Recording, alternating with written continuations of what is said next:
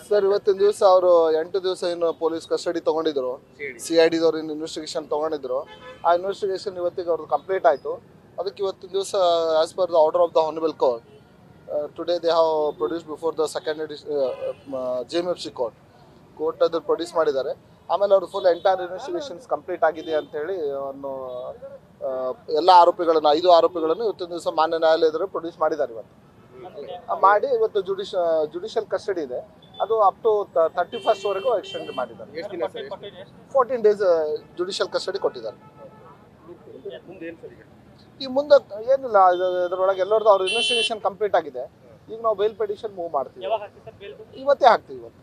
ಇವತ್ತು 5 ಇನ್ನ ಬೇರೆ 2 ಆರೋಪಿಗಳು ಏನಿದ್ರು ಅವ್ರ ಆರೋಪಿದ ಆಂಟಿಸೆಪ್ಟರಿ ಬೇಲ್ ಅಲೋ ಆಗಿದೆ.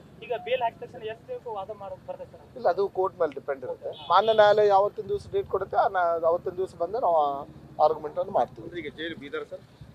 ಬೀದರ್ ಜೈಲ್ ಇಲ್ಲ, ಕಲಬುರಗಿ ಜಿಲ್ಲೆ ಬೀದರ್ ಜೈಲ್ ಕೊಡ್ತಾರಂತ ಅನಿಸುತ್ತೆ. ಬಟ್ ಅವರು ರಿಮಾಂಡ್ ಇಲ್ಲೇ ಜುರಿಸ್ಡಿಕ್ಷನ್ ಇಲ್ಲೇ ಇದೆ ಅಲ್ಲ, ಬಹುಶಃ ನಿಮ್ಮ ಹತ್ರ ಬಂದಿಖಾನೆ ಇರ್ಬೋದು ಅಂತ ಅನ್ಸುತ್ತೆ. ಇದೆ ಅಂತಂದ್ರೆ ಇಲ್ಲೇ ಬೀದರ್ಗೆ ಕೊಟ್ಟಿರ್ತಾರೆ, ಏನು ತೊಂದರೆ ಇಲ್ಲ. ಸರ್ ಇವತ್ತಿನ ದಿವಸ ಏನು ವಾದ ಇರಲಿಲ್ಲ. ಅವ್ರು ಏನು ಇನ್ವೆಸ್ಟಿಗೇಷನ್ಸ್ ಮಾಡಿದ್ದಾರೆ, ಇನ್ವೆಸ್ಟಿಗೇಷನ್ಸ್ ಕಂಪ್ಲೀಟ್ ಆಗಿದೆ ಅಂತ.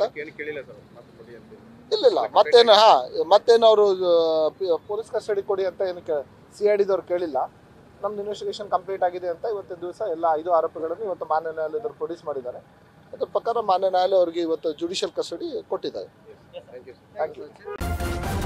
ನ್ಯೂಸ್ ಫಸ್ಟ್ ನಿರ್ಭೀತಿಯಿಂದ ನಿಮ್ಮ ಪರವಾಗಿ.